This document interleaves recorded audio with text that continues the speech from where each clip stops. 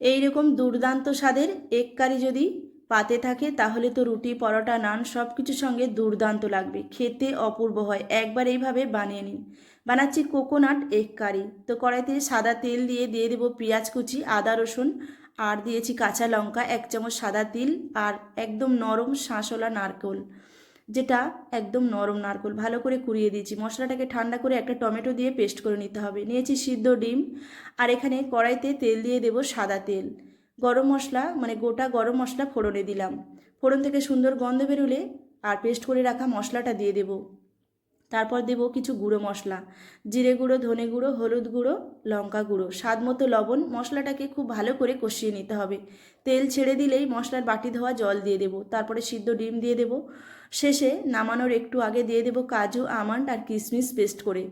তো এবার ভালো করে ঢাকা চাপা দিয়ে একটু ফুটিয়ে নিতে হবে। 1 চামচ চিনি দিয়ে দিলাম, কাসুরি মেথি দিয়ে দিলাম। নামানোর একটু আগে দিয়ে নামিয়ে নিতে হবে।